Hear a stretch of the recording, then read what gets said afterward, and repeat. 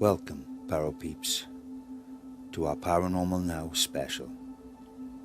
Myself, Richard Oliver, and Jared Walters invited Kent Burris from the YouTube channel The Ghosts of Carmel Maine to join us and tell us his story into what can only be described as one of the most incredible and terrifying paranormal investigations ever documented on Earth. This is what Kent had to say. I've got all kinds of people telling me different things. Oh, this is it. This is it. It's a demon. You know, oh, it's a shadow figure. Oh, it's Jen. Oh, it's, you know, oh.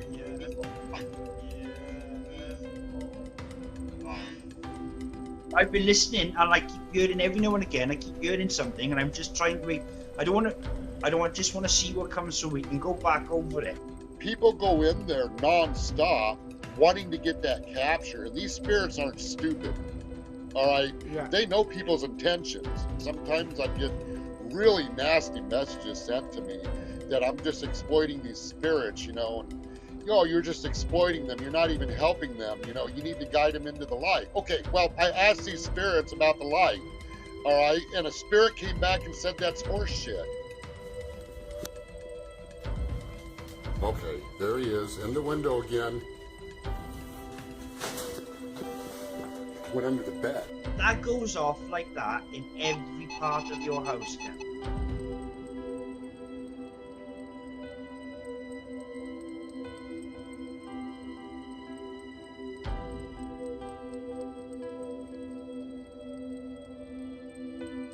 Well, hello, Para Peeps. We got a show for you. We have a very special guest, Kent Burris from Ghosts of Carmel, Maine, has kindly joined us on the show to tell his story. So he's going to be telling us, we're going to ask him questions, he's going to be telling us some of the things that he's experienced, and we will also show footage of some of the incredible paranormal events that Ken has captured. And as always, I'm joined with Jazzy Jeff, my good old friend Jared. Hello. You right there, Jazz? We've been having some serious technical difficulties, so Kent, thank you very much for being so patient with me. No problem. It No is. problem. I have watched some of your videos, but I've kind of purposefully held off, and I've enjoyed what I've seen. It's absolutely brilliant. I've held off on binge watching your channel because I kind of like wanted the opportunity to kind of come into this a little bit fresh, if that makes sense. But from what I've seen, absolutely amazing. So just some top class work, my friend. So thank you so much for coming on the show. Yeah, no problem. And thank you. I've been watching some of your shows now. As I just discussed here before we went and started recording. Mm-hmm. But I'd like to sort of start at the beginning of your journey, because now obviously you don't just investigate the Lamb House where you live, you do other investigations. But if we can talk, sort of start at the Lamb House and your first experience there, if we can start there. Well, we moved into the Lamb House in 2014, and at the time, back then, I was working a lot of hours, 12-hour a day, 7 days a week sometimes, when we first moved into this house. But we moved into it, and I've never lived in a house this old before. The front section of the house is way over 150 years old. And this house was put together in sections and built on. And, I thought it was a pretty cute house. I didn't know any history of it. I was told that two sisters lived in the house for many years. That's what I was told. Well, the second day when we were in this house, I got up in the morning, I was getting dressed for work, and there's this little knick-knack horse that was on top of the dresser, And while I was tying my shoes, that horse flew off the dresser and landed on the bed right in front of me. And I was thinking, well, that's pretty strange. Bedtime. Yeah. My thoughts are, okay, this is an old house. You know, I weigh 230 to 240. You know, maybe by me moving around the room, maybe, the floors are weak. Maybe the horse just somehow, got knocked off the dresser. And I put the horse back on the dresser, and I was moving around trying to get it to move, and it didn't even budge. So I kind of wrote that off as unexplained. That was strange.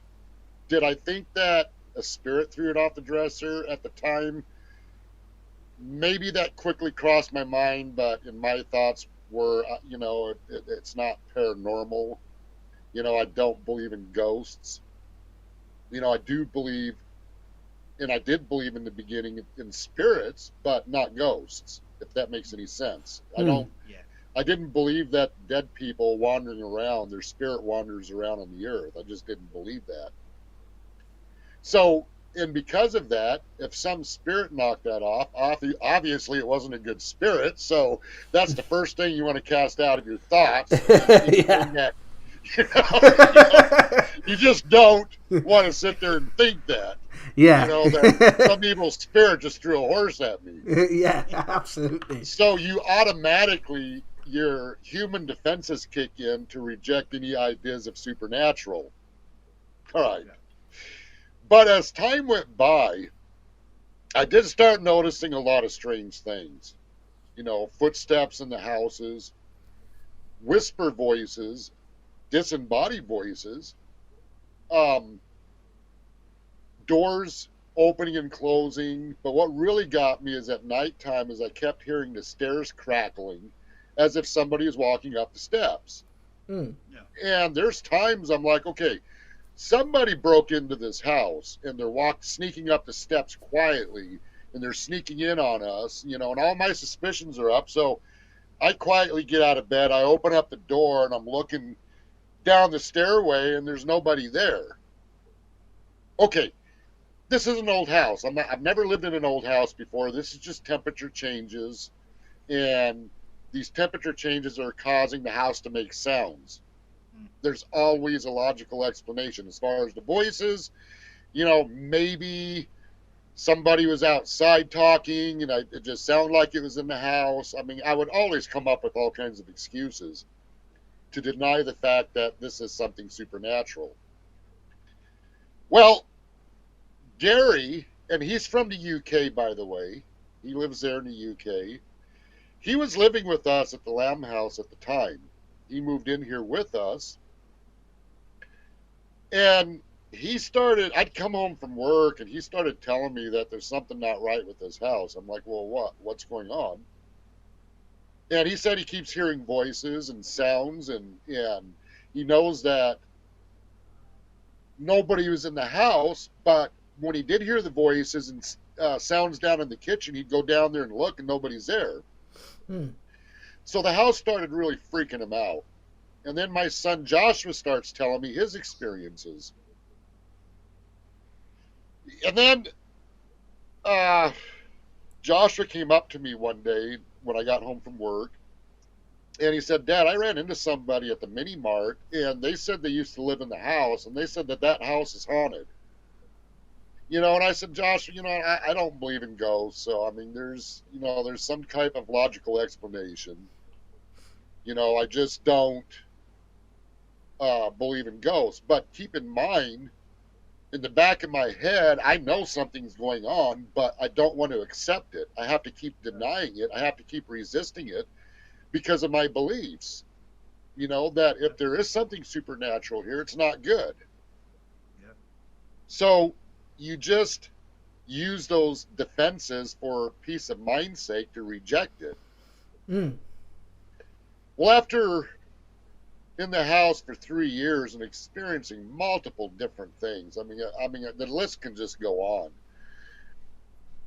One night, it was July, it actually just turned July 24th because it was after midnight of 2017. I was woke up by the sounds of the steps again, but this time they're pretty loud. And I could hear the steps crackling all the way up to the landing of the top of the steps. Now our bedroom door is closed. And I start hearing crackling sounds that went past the doorway coming up to the bed. And I was kind of half awake. So I closed my eyes and I was just trying to shut it out. And then I heard this faint female voice said, "Help me." And I looked at the back of my wife's head. My back was to the closet, and she was, her back was turned towards me. I'm like, she must be talking in her sleep. Yeah. So I laid back down and I'm listening to see if she's talking in her sleep. And that's when I felt very strong tapping on my hip. And right when I felt that tapping, I heard the sound of a loud female voice that says, "Help me, Kent." And I immediately sat up in bed and spun around looking towards the closet. And I'm like, what the hell was that? Mm. And I'm thinking, you know what? That was not my imagination. And that was definitely not my wife talking in her sleep, because she's in front of me. This sound came from behind me. Mm. And that's when I concluded, without a doubt, there's something going on in this house. Hello?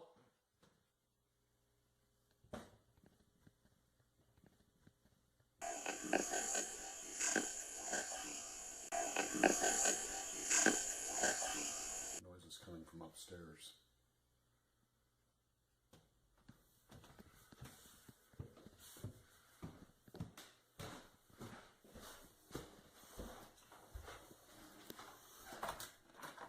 Hello? Oh, fuck!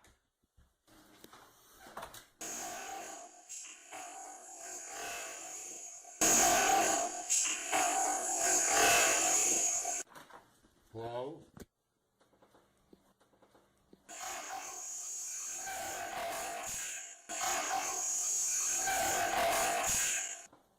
Oh, fuck! So, had you had any paranormal experiences or association with the paranormal, before moving into the Lamb house? And what drew you to that house? What kind of... Because I don't know if... I kind of feel if anyone else had sort of had this, what you've gone through, Kent, I don't know if they would have had the disposition to deal with it. Having investigated the paranormal myself and know how a lot of people treat the paranormal, I'm interested to know, what was your... had you had experiences before this house? Yes, I mean, I've had experiences before this house. I mean, when we lived out in Compton, California, which is outside of LA, well, it's kind of in the LA area, but Compton was a rough place. And I grew up there in the 60s.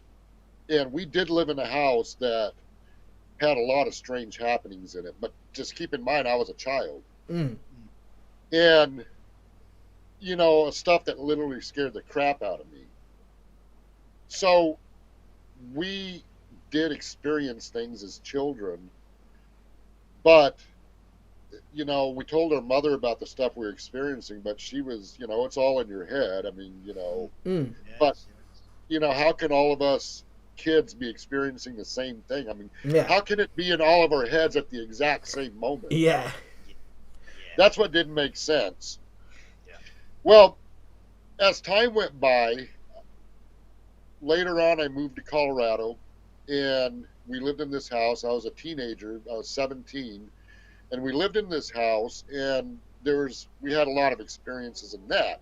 Well, by then, at the age of 17, I was strongly involved with the church. Mm-hmm. I was studying to go into the ministry. Church. Mm-hmm. I was studying to go into the ministry. Church. Mm. I was studying, I was even pulpit preaching at the time, and did a lot of studies of theology and biblical studies at such a young age. And at that time I contributed that type of activity to demonic. Yeah. You know, because you're told that there are no ghosts. When you die, you know, some religious organizations believe you sleep until you're resurrected. Some organizations believe you either go to hell or heaven. Mm-hmm. But there's no in between. I mean, there's no human spirits that wander the earth. Mm-hmm. You know, it's all demonic. Yeah. That's what people are taught. That's what I was taught. Yeah. So that makes you highly skeptical when it comes down to encountering humanoid spirits. Yes. And I've never budged on those beliefs. Even when I moved into this house, my beliefs were still strong about the supernatural. You just don't encounter human spirits. Mm. But why we moved into this house, my wife works at the mini mart next door to the house, and when this house came up for rent, you know, she does not like to drive in the snow, so that's why we moved into the house. We went ahead and rented the house out, and that way she could be right next door to work. She wouldn't have to drive in the wintertime. But, you know, I had to ask the question. When I experienced that female that said, "Help me, Kent," I went outside. Obviously, that was after midnight, July 24th. I went outside and took pictures of the house because I was talking to my brother about it. I said, "Mike, do you believe in ghosts?" And he said, "No." He had the same beliefs I did. Yeah. So I took pictures of the house, and when a couple days later, I was looking at those pictures closely. And it looked like there was a face in a window, my bedroom window, looking out at me while I was across the street taking pictures. So I'm like, what the heck is that? So I zoom in, and I'm like, holy crap, it looked like the face of a female that was glowing through the window.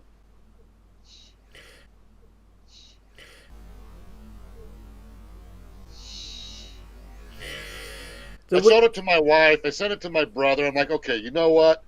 I'm going outside at night, and I'm going to take a crap load of pictures, and I'm going to see what is in the pictures, because this is strange. Yeah. So I go out at nighttime, and I'm taking all these pictures, and one of the pictures, there's just multiple anomalies in it. And one of the anomalies in that picture, at the kitchen window, when I zoomed in, there looked like a female apparition standing at the window looking into the window. She was naked, but she didn't have any lower legs. When I saw that, I showed it to my wife. She goes, "Who's that?" You know, just like, why is there some woman at the window exposed? You know, and I'm like, honey, look at the picture closely. She doesn't have legs. You know? When she found out it was a ghost. Yeah. And she's sitting here staring at it. And she goes, "That is weird." Yeah. And I'm like, okay, you know what? There's something going on here. So I call some paranormal investigators, and there's paranormal investigation team that came out to the house. Now, let me remind you, I don't know jack diddly about the paranormal. I don't know anything about it. Yeah. I do know biblical scriptures when it comes down to spirits, but since ghosts is a forbidden subject in the churches, that's not something you just study on. I didn't know anything about it. So these paranormal investigators come to the house, and they start turning on their EMF meters and devices, and they're talking to each other, whispering each other, and then turn around and looked at me, and then they were talking. They go, "I've never seen anything like this." And so I'm like, what the hell's going on? I walked up to him. "You never seen anything like what?"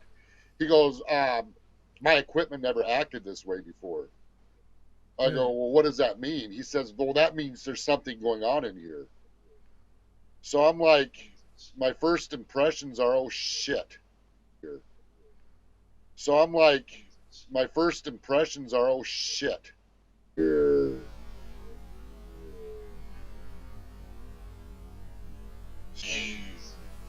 My first Wow, I'm sorry. Ever since you have been, my awareness kicked in. I don't know if you know anything about my and Richard's background, but I had just a vibe of something. And just as you said that, then we'll have to check this back because I heard someone say something then behind you.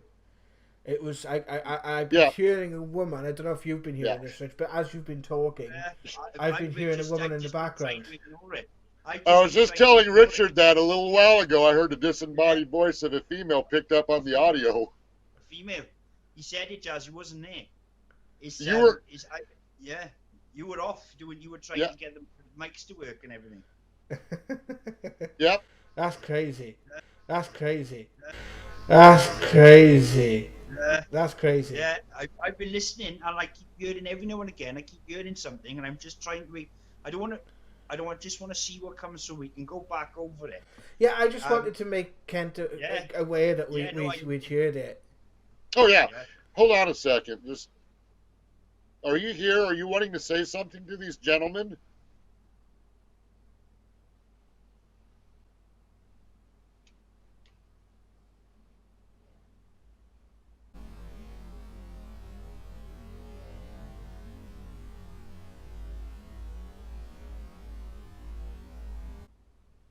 Hello? Ooh. Oh, I heard that. I hope you're. Oh, I hope that microphone picked that up. I heard something. I hope the microphone picked it up. Then I heard something. Then Ken. Yeah, she's right here. Then. She's.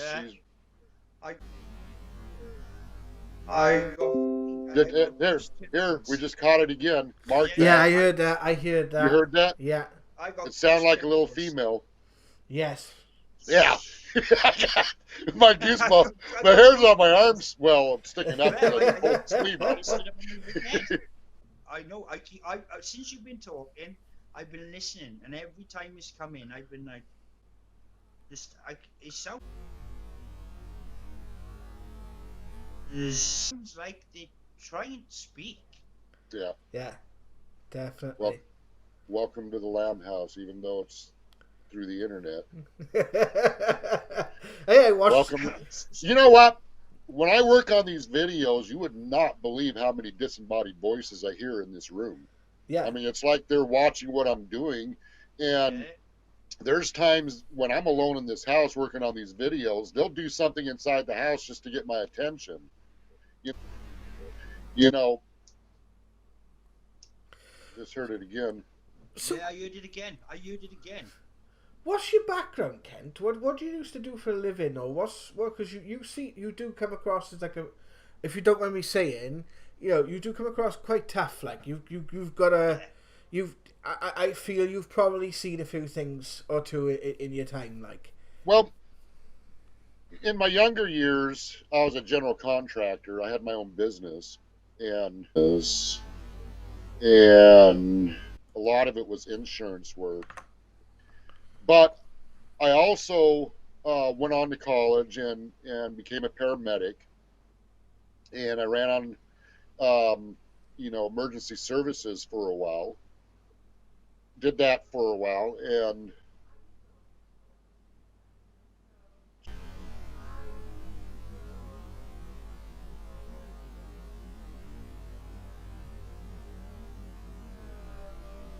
did you hear that again?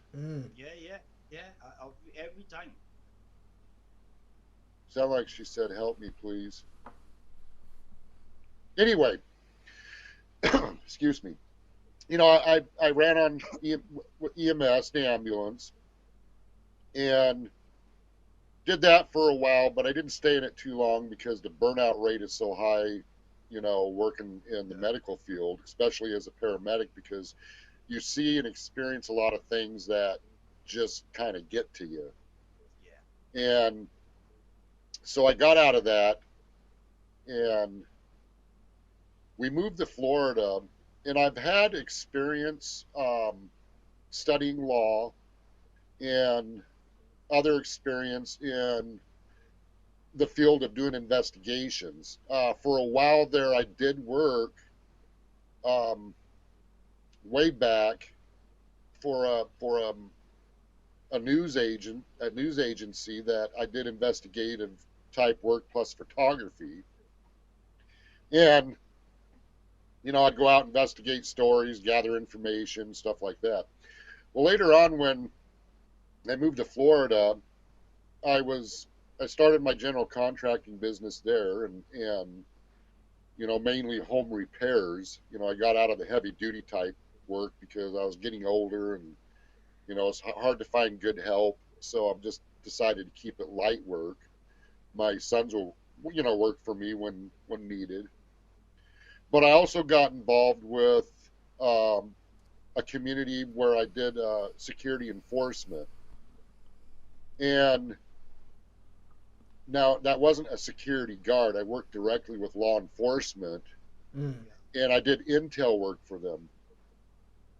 And I did that for 9 years. And what I did was they would bring me information to see if I can gather information on cases that they needed information on, and I would go out and investigate, gathering intel for different law enforcement agencies.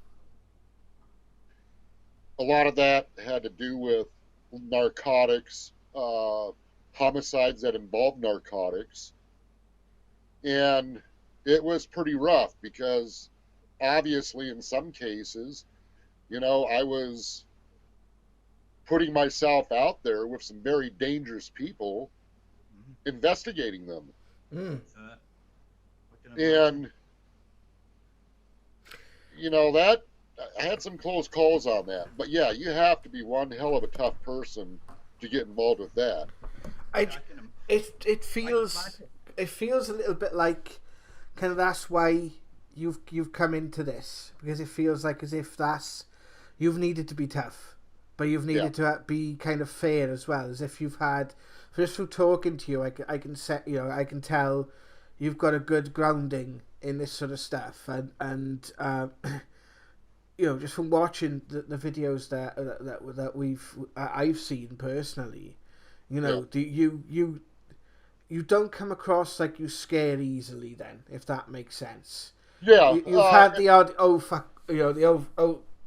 Christ moment, but you've not had, there's most paranormal investigators on the internet would have probably been out of their house as quick as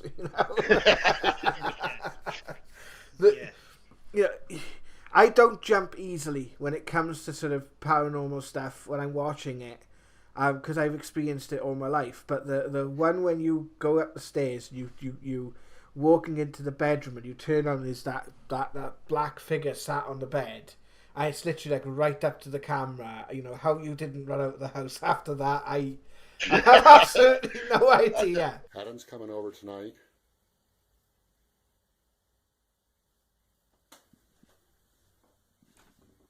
We're going to do a complete walkthrough. Hope you guys say something or do something. Oh my God! No! Oh.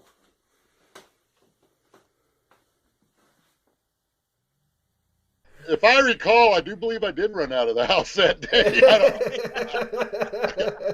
There's a lot of times I ran out of the house, cussing all the way out the door. I'm like, kind of a mixture of praying and cussing. I mean, my human side was cussing.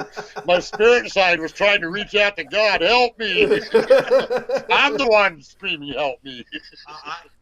I've watched that video with Shadow Dude, right, and the anomalous spirits, and I watched that, and there's the one where you walk in and the Shadow Dude is on the bed, right? Mm-hmm. And I thought that was enough. That would have been enough, right? And I know I've been doing this a long time. That would have been enough for anyone. Yeah. And then you've got the ones, you come in around that door, and it's there, and it's right there, I just heard some talking.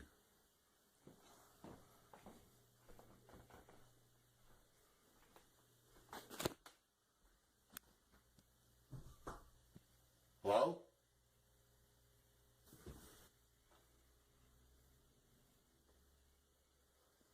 Are you talking?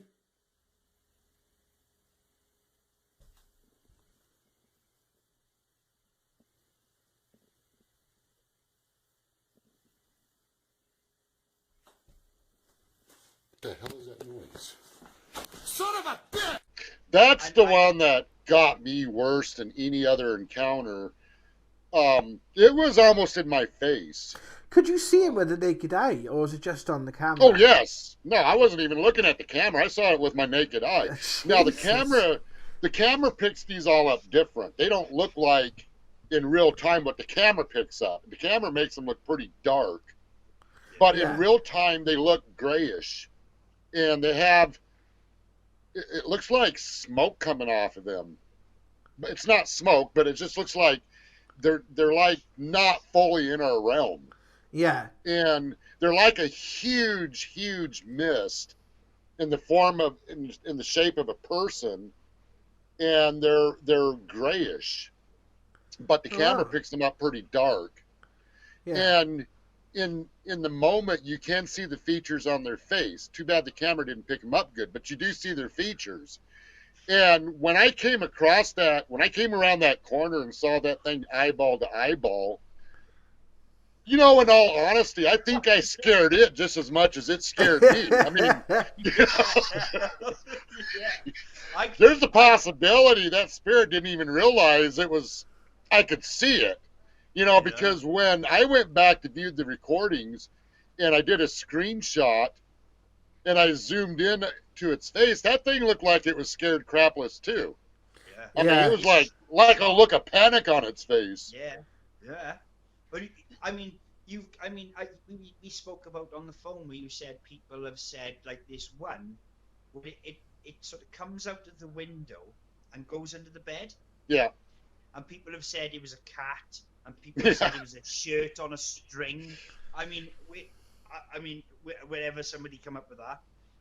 What did you think when you saw that? How did that look through your eyes? Because you obviously picked that up on camera.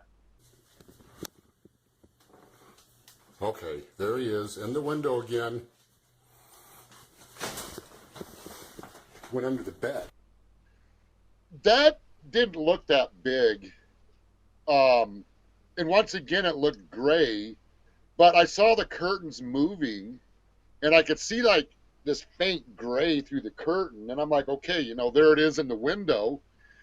And in all honesty, I started backing up around the corner of the door. I mean, I'm like, oh, you know, what is this? Yeah. And right when I got around the corner, it jumped out the window, and I jumped back around the corner, I come after it, and there's nothing there. In real time, once again, that looked grayish. And it happened so fast, to be honest with you, I couldn't tell what it was. It was so quick. So what was your first encounter with the shadow dude then? What was the first time you thought, oh my God, you know, because that, I know you've documented it, and, you know, kudos to you for documenting this. I mean, this will be, they'll talk about this and they'll review what you've done for years to come, right? But what was the first time you encountered Shadow Dude and you thought, oh my God, this is too much, or this is incredible? I know every time you're talking, I keep hearing it. Well,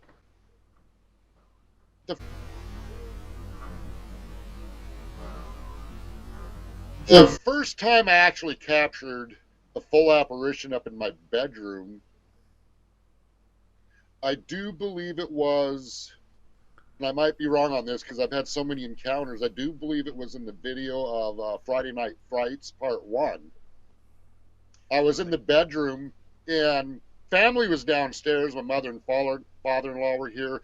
Now, they have the same beliefs that I had before all this, that all paranormal stuff is demonic, you know, so I don't talk to them about this stuff. Well, they were downstairs, and Adam was going to come over that, you know, soon to do an investigation with me. And so I'm just giving the spirits head up. Adam's coming over. and talking with him about it, just to let him know he's coming.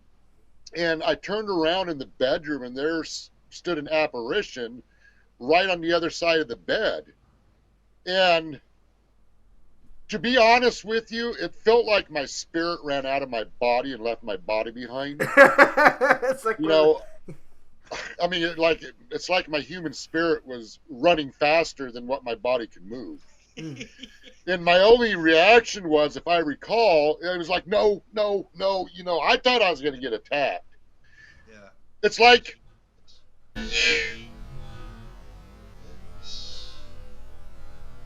coming up around a corner and there's this vicious dog sitting there growling at you, and it's not behind a fence. And is this thing going to come and attack me? I mean, what do you do? No. You just, you get the shit scared. Am I allowed to cuss on this? Sorry. Yeah, you go nuts, man. You get say what you want. The shit scared out of you. Yeah. There's people that said, well, if I was doing that, I would have ran up there with the camera. You know what? You don't stand there and interview some spirit asking it questions when you have no idea what its intentions are. I'm sorry. And unless you face this in real time yourself, the people that say that, I guarantee you that crap would be going down their legs all the way down the steps, and they'd probably slide on it and break their legs. I mean, you just don't. Your first instinct is to get the hell out of there. Yeah.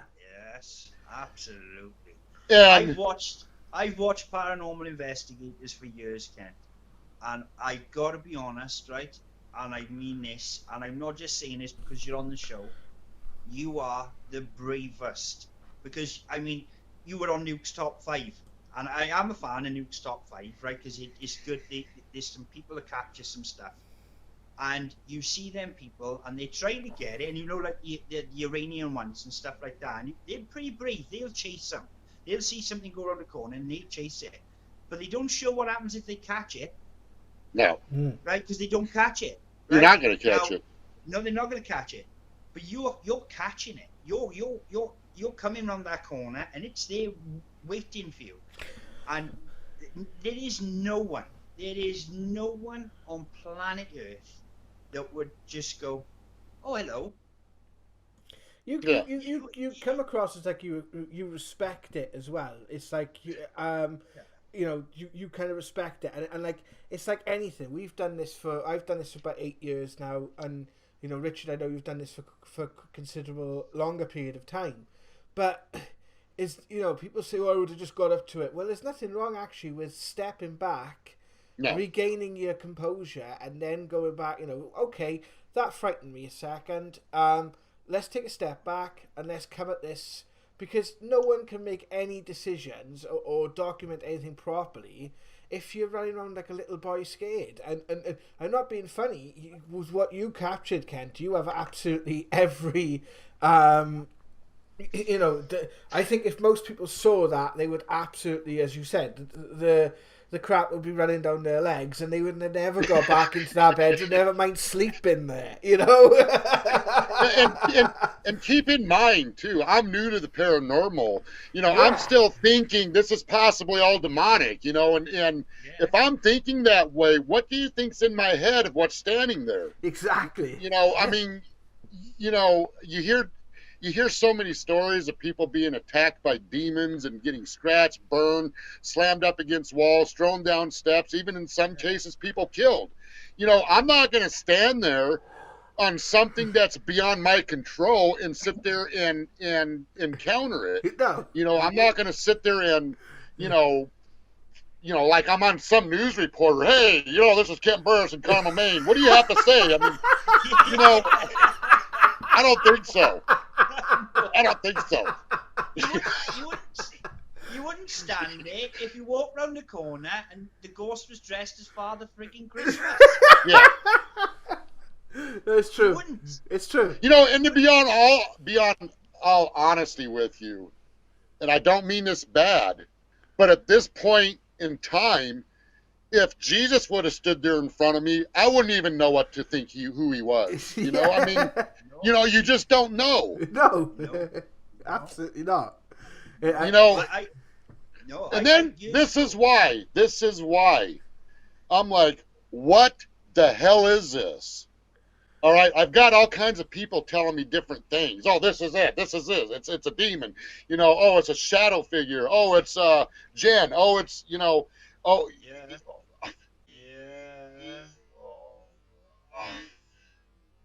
You know, and so I go on YouTube and I'm watching different paranormal shows, you know, and I'm trying to find something that can give me some answers. I'm not finding anything, and I'm like, what the hell did I just get myself involved in? You know, because I don't see anything like this.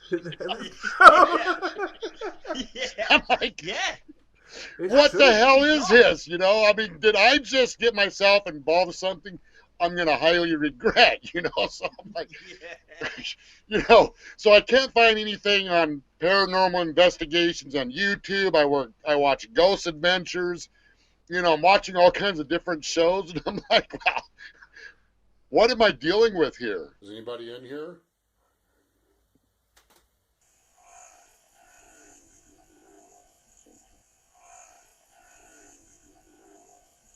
So, yes, I'm watching all these paranormal shows, and I don't see anything that was coming close to what I was capturing. I mean, people would hear these, like, little taps, and I'm like, oh, you know, that's paranormal. Well, I'm in this house hearing, you know, I'm like,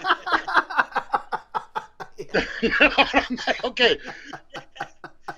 You know, I'm not sure if little taps consist as paranormal. I mean, but at this house, I mean, the freaking house shakes. I mean, you know, like that. So I'm trying to find something to compare this with, to take notes, to learn and understand what I'm dealing with here. And I have no idea about paranormal terminology, you know, and there's all these gadgets they're using, and I'm like, well, I don't know. I mean, you know, so I call this paranormal investigator, Faye, with Dark Falls Paranormal, because she's been to the house. And she's the first actual video I put together on the YouTube channel called The Paranormal Investigation. And I was talking to her on the phone. I said, Faye, I don't understand. Why am I capturing all this stuff? Why am I experiencing all this? I'm checking out all these other paranormal shows, and they're not experiencing what I'm experiencing. Don't get me wrong. Some of them had some real captures. I mean, I look back at it now, knowing what I know now. Yes, they did have some captures. But some of it was just a matter of opinion. You know, I can't. I'm not the type that relies on devices to prove to me there's paranormal. The EMF meter, the K2 meter, I don't rely on that, you know, as a sign that there's something going on, paranormal related. Yeah, there you go. Yeah, I'm getting scared. Can you do it again? Do it again and I'll go downstairs and leave you for a while. Come on. You wanted to scare me and make me leave, then do it.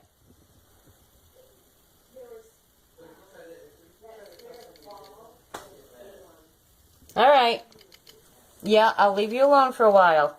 I mean, there is non-stop paranormal activity in this house. It just never ends. All right? This goes off anywhere in the house. It doesn't stop. Well, I just, for the benefits of people watching, what is that, a REM pod or is it an EMF? That's a EMF meter. EMF detector. Yeah. So, did you guys hear that voice? Yeah. So I can't rely on this equipment. No. And I can't say a spirit's setting this off. I don't think a spirit's doing that. But I can tell you that the energy levels are so high in this house, the spirits use the energy level that's in this house. Yes. That's what is paranormal. that goes off like that in every part of your house, Ken. Every part of the house. And people said, oh, that's bad wiring in the house. So I cut the breakers off to the house. You know, the main breaker. It doesn't. You know what? Main breaker on, off. It phases. It's the same either way. And we had a power outage, a 20-mile power outage from a storm. And I recorded that, and it was doing the same thing. There is no power on for a 20-mile radius, and it was still reacting the same way. Jesus. So it's some type of natural energy. Some people say it's ley lines, or I know what it is. I know what's causing it, but I don't want to come right out and say it 100% until I get all the facts straight. But it is, I believe it is man-made, but it's man-made from rituals, if that makes any sense. Yes. Right. Yeah, Something was created here in the village of Carmel that was a ritual type thing that they did that created this energy. And it was done on purpose to open up a gateway into the spirit realms. Yeah. That's what I've learned. Sounds like kind of the vibe I had was almost like a convergence point, in a sense. See how that's lit up? Yeah. Is that on the 2.5?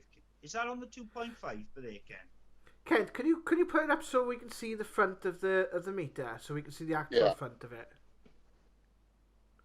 Hang on. We're not seeing you a sec. I'm only seeing Rich. It's dead.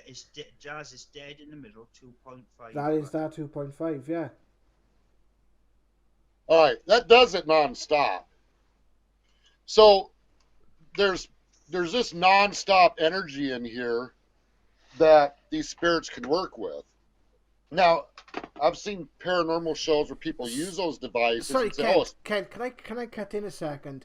Yeah. That 2.5 there, is that what it's normally at when you put it on, or does it fluctuate? It stays on 2.5. It never goes down from there. But then you'll have these energy boosts, and it'll shoot all the way up into the red, just these powerful boosts. And if you saw some of the videos, one of my cameras would hear that sound on it, the EMF interference. At that same moment, this always jumps up into the red. Because we've been doing a series of cases, and I've noticed this. Do you guys just see that orb? Hold on. Sorry, I didn't mean to interrupt. Yeah. No, it's fine. Yeah. Okay. Yeah, I seen one just when we first went on. We weren't recording, unfortunately, but one came right over the top of your head. Yeah. And there's not enough light on to make an orb. There's not enough light to light up dust. Anyway, I'm sorry, Joe. Go ahead. No, man. We basically investigated this case in 2016. It was a string of paranormal events, unconnected, and it was all over South Wales. Well, there was areas in Swansea, the capital of Wales, Cardiff, and where we live up the valleys. And it was always the same measurement of you just had then. I've seen people picking up in the north of England, and the last time I saw it was a group in Illinois picked up the same reading, and it's always when we've asked using the spirit boxes, they've always said it has something to do with the earth. It's the earth responding. When we've asked, I don't know how much you know about, or Richard's told you about our story, but we've had communication with different groups and different beings for the last 7 or 8 years. And when we've asked during these investigations, at the time we didn't know much about it. It was happening in the background when we were doing this case. But we asked later, it said it's the earth responding to certain things that are happening on an energetic, because what we've had from spirit is the earth is sentient. It's maybe, it's a being in her own right then, if that makes sense. Yeah. Richard, did you hear that help me too? The female that said help me, you heard that? I just heard that. Yeah. And I heard like a young girl's giggle. Yeah. That came after it. Jesus. I got chills. I heard that, and then I noticed you heard that at the same, I'm like... Okay. Well, a veteran paranormal investigator came out to this house to investigate these energy levels, and he said it's just way off the charts. Yeah, that's. You know, he said he's never seen anything like this before. But, you know, and this is the thing, too. There's a lot of confusion that I went through about the paranormal because of, you know, I was listening to different people's opinions. And I would listen to what they had to say. There's, you know, I found the paranormal community is like religions. Yeah. There's so many different beliefs, so many different ideas. You know, this group of people says, well, it's this. This group of people said, well, you need to do that. You have spiritualists, you have mediums, you have, you know, there's this, it's like a big religion. Yeah, you're right. In all honesty, Yeah. of different beliefs and different ideas and different opinions. And I finally reached the point, you know what? I need to shut everything out. Yeah. And study the paranormal and determine what this is without any interference from ideas from different people. And I'm not saying everybody's ideas are wrong or their opinions are wrong. I just need to form my own opinion. Yeah. You know, and I stopped watching paranormal shows. I stopped reading articles. And that's when I decided it's time to investigate. It's time for me to determine what this is. And I want to hear from the spirits. I want to hear from them what's going on. I want them to tell me. Yeah. They're the ones that are there. All right? Yeah, they see what's man. going on. Yeah. And the thing is, a lot of people really like Ghosts of Carmel Maine because of the shadow apparition, shadow dude. And I noticed Ghosts of Carmel Maine was heading in a direction. It's all about shadow dude and the apparitions and these amazing captures of anomalies. But my vision was something deeper. All right. Okay, there's activity here. We know that. You're going to capture disembodied voices. There are spirits here. You're going to capture apparitions. It goes hand in hand. It's just going to happen. It's rare, but you will capture them. But my question is, what is this? What are these spirits trying to tell us? And that's when I started focusing on investigating what these spirits are saying, listening to them extremely,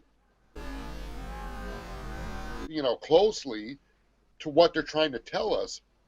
A lot of people would send me messages. Sometimes I'd get really nasty messages sent to me that I'm just exploiting these spirits, and you're just exploiting them. You're not even helping them. You need to guide them into the light. Okay, well, I asked these spirits about the light, all right, and a spirit came back and said that's horse shit. Yeah.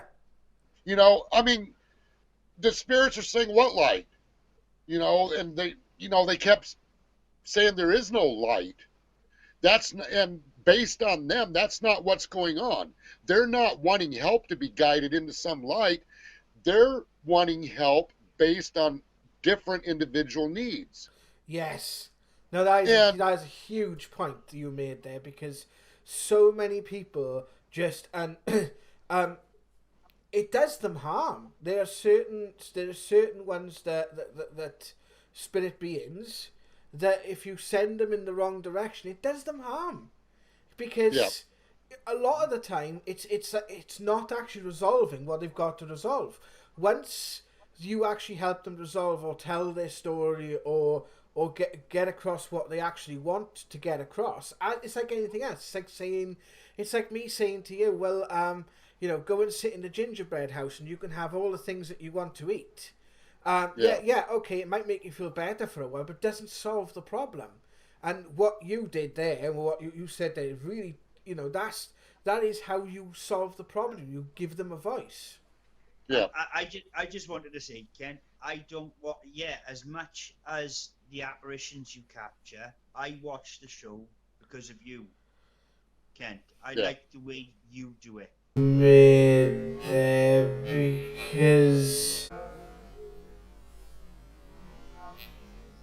once you You know, don't get me wrong, the apparition captures are amazing. And I've got plenty more video and pictures and stuff of strange anomalies that was captured.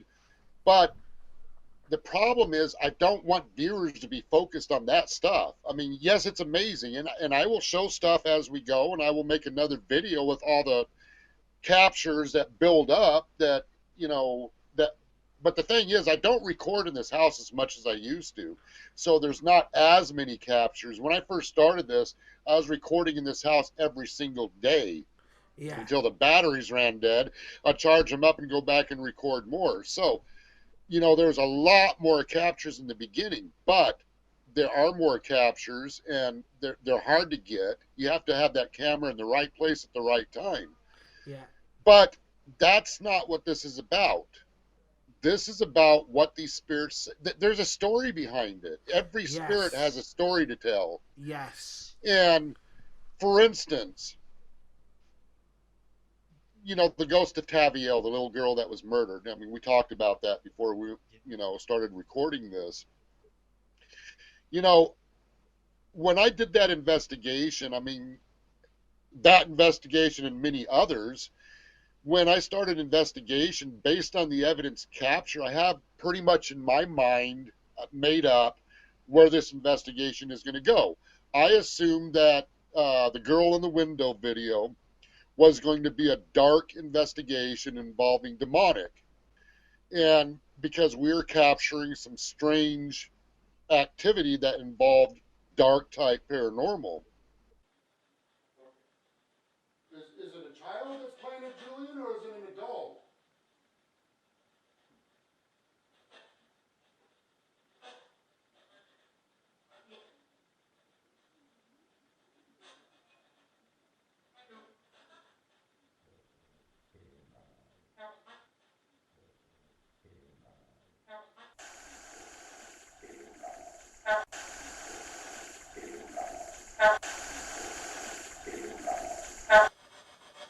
All right, you know what? Hold on, I'll be back. Sitting here and I'm freaking hearing growling back here. But that investigation took a complete turn. I did not realize that there was a little girl involved with this until I started listening closely to the evidence. And I'm like, okay, wait, you know, something's wrong here. Something is involving a child spirit. And I don't believe it's an evil spirit mimicking a child, because she's not begging for help. Yes. She's not playing on my emotions in such a way, trying to get me to get involved with her. You know, but even though that, you got to be careful, because when you are involved with a child spirit, you can get emotionally involved. Yeah, absolutely.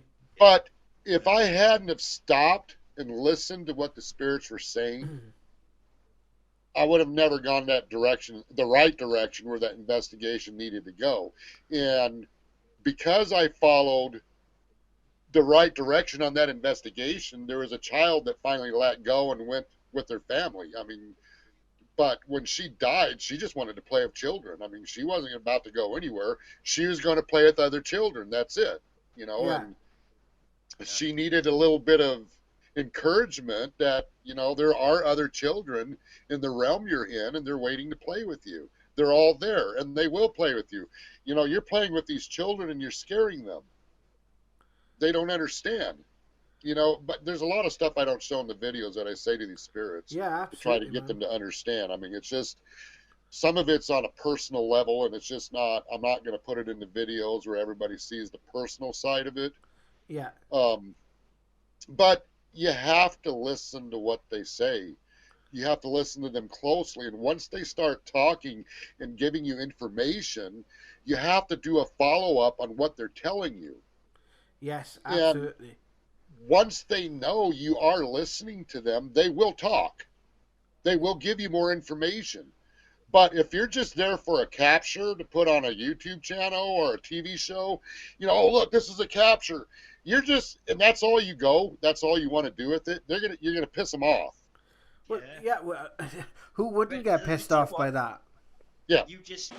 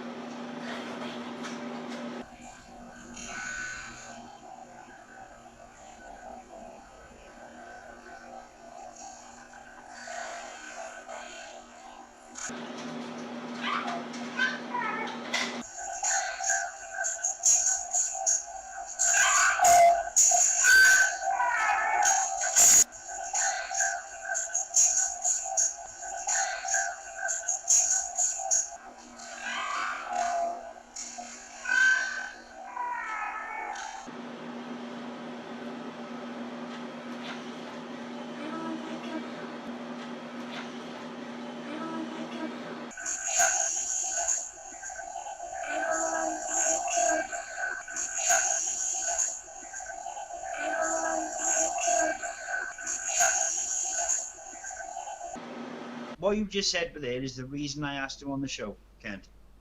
And you just spoke utter truth there. And without, you can have all the naysayers and everything else, but what you said there is what you discover when delving into the paranormal. The real reason behind trying to find this stuff and trying to uncover it. And there it is. Is the truth. There it is in the truth. And, a good example, places like Waverly Hills, the Sally House, all these top-notch haunted places, all right? You see different investigators going in there nowadays, and I saw this in the beginning. I've watched all these videos and stuff, but you see them going in there to do these investigations. They are after the capture. They want to capture some type of activity. Yeah, and absolutely. There's not a whole lot of captures. I mean, compared to the Lamb House, there's not a whole lot of captures. Yeah. Compared to other places I've been in Maine, there's not a whole lot of captures. All right, why? Why is because people go in there nonstop wanting to get that capture, and these spirits aren't stupid. All right? Yeah. They know people's intentions. Yeah. And when multiple people go in there trying to get them to do the same thing over and over and over and over and over again, they are not going to respond. All right? And that paranormal well just ran dry, because those spirits are silent, because that's not what they're looking for. If they are there, if they're stuck there, or if they decided to stay back, there's a reason for it. And that's really sad. It's really sad that people don't have that, that feeling to actually listen to what they got to say, and it's heartbreaking. And I've always found this, I found this with when you develop as a medium in the UK and you go down the mainstream sort of the spiritualist union route, then right, the sort of spiritualist church route. A lot of them, they don't really talk to you about they have their principles, but in practice, all they're trying to do is get you up on stage. All you're encouraged to do is show the ability or show the evidence. Yeah. You're never encouraged to actually ask the question why, and kudos to you for that. But because it's something that people just don't get. And all those paranormal shows that you were watching before you made that decision can really learn from that. Because not only do they just do that, they aggravate the spirit. You think, we've had it when we've done famous places, we've investigated them, and we've actually been thrown out of places for crossing spirit over or for helping them. Because, they've actually come to someone like us who does the work that we do and has experienced these certain things, because we will help. And there's far fewer people that will actually listen, learn, and understand than it actually needs to be. Yeah. And I'm not downing any paranormal investigators out there. No, absolutely don't get me wrong. No. No. And if anything, listen to me. If you want to get some very strong captures of paranormal activity, kind of learn something from Ghosts of Carmel Maine videos. Don't make the investigation about you. Don't keep the camera focused on you all the time. Yes. And, show the areas that you're investigating. Don't make it all about yourself. And I'm not saying this to you guys. I'm saying this to anybody that if you want to be a successful paranormal investigator, number one, it's not about you. You are a tripod holding the camera. That's all you are. Yeah. All right. And you are the person asking questions and hoping that they will respond to your questions. But, but you can't ask stupid questions either. You need to understand there's a lot of questions that are not relevant to spirits. You know what year it is? Well, you know what? A spirit don't care what year it is. Yeah. It's not relevant to them. They are not in a realm, a time realm. What color am I wearing? They don't care what color I'm wearing. Yeah. Don't treat them like they're stupid, because they're not stupid. They're intelligent. And I don't know. You know what? I see stuff that really aggravates me. It's like, don't treat these spirits like they're circus animals. I made that mistake, and that's why I was being called the F word all the time.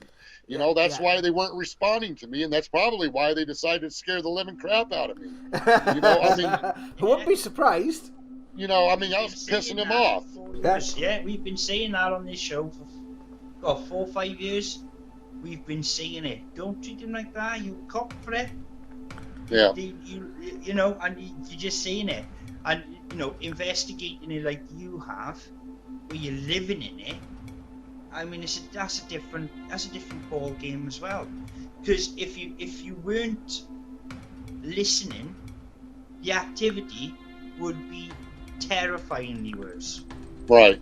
Because they would be like, get this person out. Yeah. Because there's a bit of understanding and respect there, you're living it, Ken. Parapeeps, what struck me as being so extraordinary about our interview with Kent was just how genuine he is as a person. He genuinely is going through these experiences. We experienced them with him whilst recording the show, as you have just seen. We are so grateful to Kent for giving us his time to conduct this interview. So please guys, check out Ghosts of Carmel Maine on YouTube and join us next Wednesday for part 2. Thank you so much for watching. Take care of yourselves.